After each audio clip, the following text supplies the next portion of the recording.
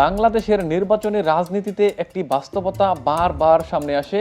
আওয়ামী লীগ বিরোধী ভোট একত্র করার ক্ষেত্রে ভারত বিরোধিতা বহুদিন ধরেই একটি কার্যকর রাজনৈতিক অস্ত্র। বিশেষ করে ডানপন্থী ও ইসলামপন্থী দলগুলোর রাজনৈতিক ভাষ্যে এই ইস্যু নতুন নয়। আসন্ন জাতীয় নির্বাচনকে সামনে রেখে জামায়াত ইসলামীও সেই পুরনো কৌশলেই বর করেছিল বলে মনে করছেন অনেক বিশ্লেষকরা। কিন্তু নির্বাচনের মাত্র 1.5 মাস আগে ভারত ও জামায়াতকে ঘিরে যেই ঘটনা প্রবাহ তৈরি হয়েছে তা নতুন করে প্রশ্ন তুলেছে। এই কৌশল কি উল্টো চাপ হয়ে দাঁড়াবে, নাকি নির্বাচনী মাঠে হঠাৎ জন্ম নেওয়া এই বিতর্ক জামায়াতের জন্য বিষ নয় বরং বিষ কাঁটা হিসেবে কাজ করবে? শেষ পর্যন্ত এই ইস্যু জামায়াতকে এগিয়ে নেবে, নাকি নির্বাচনের ঠিক আগ মুহূর্তে তৈরি হওয়া এই বিতর্ক তাদের জন্য সংকট ডেকে আনবে? চলুন বিশ্লেষণে দেই। তার আগে অনুরোধ, চ্যানেলটি সাবস্ক্রাইব করে আমাদের সঙ্গেই থাকুন। বেগম খালেদা জিয়ার জানাজায় শুধু শোকের আনুষ্ঠানিকতা ছিল না, এটি পরিণত হয়েছিল দক্ষিণ এশিয়ার রাজনীতির এক নীরব কূটনৈতিক মঞ্চে। বাংলাদেশে এর আগে কখনো কোনো জানাজায় এত বিপুল জনসমাগম দেখা যায়নি। মিলিয়ন মিলিয়ন মানুষের দল প্রমাণ করে দিল খালেদা জিয়ার রাজনৈতিক প্রভাব তার মৃত্যুর পরও অটুট। এই জানাজায় উপস্থিত ছিলেন ভারত সহ দক্ষিণ এশিয়ার প্রায় সব দেশের প্রতিনিধিরা। তবে সবচেয়ে বেশি আলোচনায় এসেছে ভারতের ভূমিকা।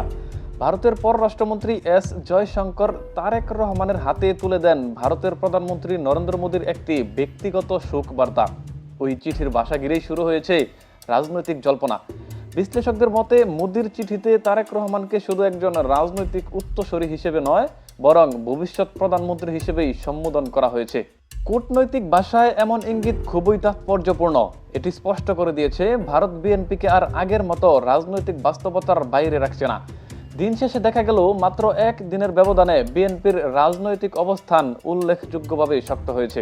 দলের ভারপ্রাপ্ত চেয়ারম্যান তারেক রহমান যেন হঠাৎ করেই ফিরে এসেছেন দেশের রাজনীতির কেন্দ্রবিন্দুতে। মাঠে না থেকেও তিনি রয়ে গেলেন সবার আলোচনায়, সবার মগজে।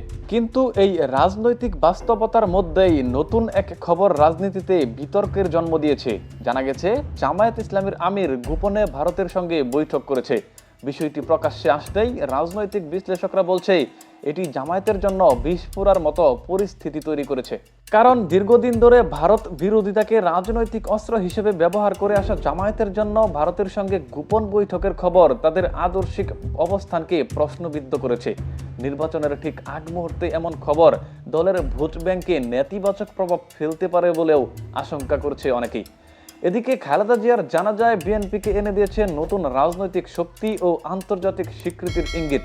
অন্যদিকে জামায়াত পড়েছে ব্যাখ্যার চাপে। সব মিলিয়ে বলা যায় শোকের আবহের আড়ালে বাংলাদেশের রাজনীতিতে ঘটে গেছে বড় ধরনের সমীকরণ বদলের ঘটনা। এখন দেখার বিষয় এই নতুন বাস্তবতা আসন্ন নির্বাচনের রাজনীতিতে কতটা প্রভাব ফেলে। বাংলাদেশের রাজনীতিতে একটা বিষয় নিয়ে সাধারণ মানুষের অবস্থান মোটামুটি স্পষ্ট।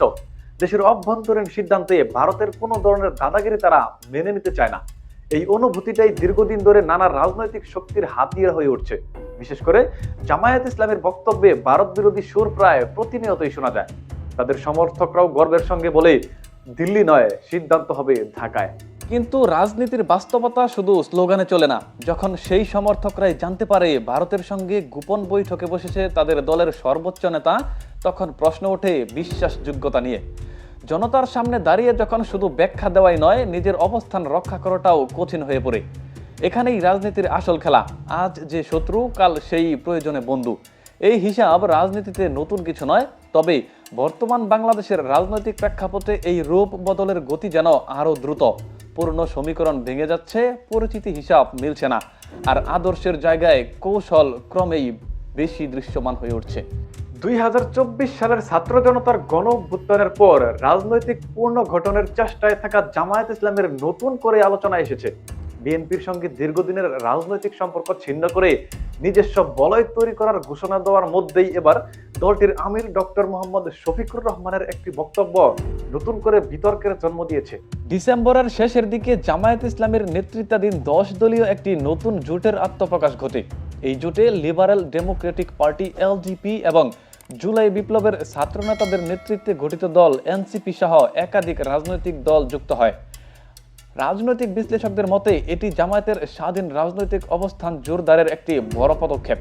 তবে এই উদ্যোগের মাঝেই আন্তর্জাতিক বার্তা সংস্থা রয়টার্সকে দেওয়া এক সাক্ষাৎকারে জামায়াত আমির ডক্টর শফিকুর রহমান স্বীকার করেন, চলতি বছরের শুরুর দিকে তিনি ভারতের একজন কূটনৈতিকের সঙ্গে গোপন বৈঠকে অংশ নিয়েছিলেন। সাক্ষাৎকারে তিনি জানান, ওই বৈঠকটি গোপনে রাখার অনুরোধ করেছিল সংশ্লিষ্ট ভারতীয় কূটনৈতিক। বিশ্লেষকদের প্রশ্ন, প্রকাশ্যে ভারত বিরোধী অবস্থান নেওয়া একটি দলের সঙ্গে ভারতের কূটনৈতিক কেন গোপন বৈঠকে আগ্রহ দেখালেন এবং সেই বৈঠকের উদ্দেশ্যই বা কী ছিল?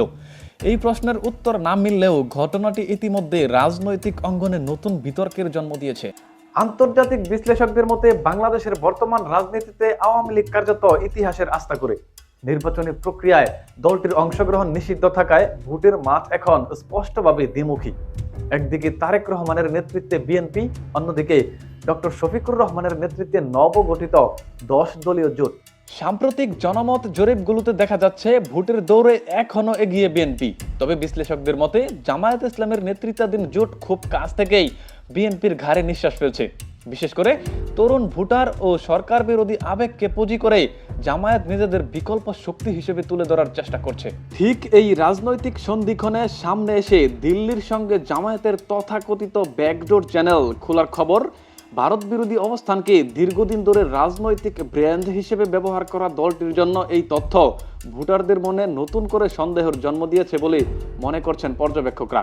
জামায়াতের কর্মী সমর্থকদের বড় একটি অংশ এতদিন বিশ্বাস করে এসেছে দিল্লি নয়, ঢাকাই হবে রাজনীতির কেন্দ্রবিন্দু।